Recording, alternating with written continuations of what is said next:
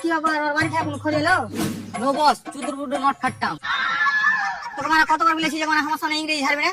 তাহলে তো মানে বাংলায় বুঝতে পারি না, আবার ইংরেজি ভাষা যাচ্ছে। ওর বাড়ি থেকে কোনো খোঁজ আসেনি, তোকে সাটাম করে দে। ওকে বস। আরে বাল, আমার কোনো ই নাই তো মানে। তোকে মানে কতবার বলবো বে যে মানে পিস্তলে গুলি গালা শেষ করিস না বে? মানে ওখানে চাকু খান করে আছে, চাকু খান দিয়ে করতে পারলি না কাজটা? আর বাল, তোমার চাকুতে ধান নাই? চাকু খানটা তো বালিও দিয়ে লিয়ে আসিস না বে? সালা বাল, মানে তোরা গেলে কিডন্যাপিং করে খাওয়া যাবে না বে? না মানে কালকে আবার কিস্তি লাগবে, মানে কোনো রকম করে লাস্ট একটা বাচ্চা আছে, ওর পয়সা আদায় করতে হবে। বুঝলি রে, এখনকার খনিতে সেরকম স্বাদ নাই, কটলেতে কটলেতে ধুলা হয়ে গেছে। হ্যাঁ, আবার কে ফোন করলে বে? হ্যালো। কিডন্যাপার এমআরএল বলছি, তোর ছেলে আমার কাছে আছে। না। তুই চাস যে তোর ছেলে দুনিয়া দেখুক? হ্যাঁ হ্যাঁ। তাহলে 3 লাখ টাকা দে। আর বাদ দে মারা, এমনি দুনিয়া প্রচুর বড়, পুরো দেখতে পারবে না।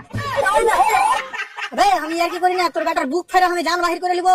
ও আচ্ছা, কিডন্যাপার ভাই শুনো না, হ্যাঁ বলো। বুক যখন ফাইবা বলছে একটু বেশি করে ফাড়িও, আর কিডনিতে দুটো পাথর আছে বাইর করে লিও তো।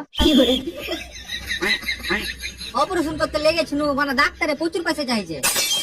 ভাই শালা, আমি ডাক্তার নয়, তোর বাচ্চা নিয়ে যা, টাকা দিয়ে যা। ভাই আমার কাছে টাকা নাই। কেমন ভাববে তুই? মানে সামান্য কিছু টাকার লেগে তোর রক্তকে বাঁচাবি না? রক্ত ভাই আমার জন্মের পরে শুকিয়ে গেছে। ওই ছোড়া জন্ম হওয়ার পর আমার মদ শুরু হয়েছে। নাকেটি ছুরি। না, এটা বাপ কোনো মতো হইতে পারে না। ভাই তুই তোর বহুকে দে। হ্যাঁ দিচ্ছি, এলএটি তার নাম ফোন করেছে। দেখ দেখে নে মিনসার কথা। এখন আবার আমি কোনটা নাম পাবো রে? হ্যাঁ, ওখান দেখে জান বাঁচে না। হ্যালো। হ্যাঁ ভাবি, তোমার ছেলেকে কিডন্যাপ ফেলেছি। তোমার ছেলেকে বাঁচাতে হলে 3 লাখ টাকা লাগবে। না রে ভাই, অত দাম নিতে পারবো না, তুমি অন্য কাউকে দেখছিলো। আমি এখানে কাপড় বিক্রি করতে আসিনি, তোমার ছেলেকে কিডন্যাপ করেছি।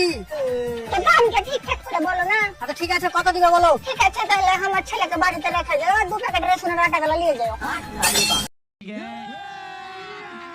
अभी मजा आएगा ना भिड़ो।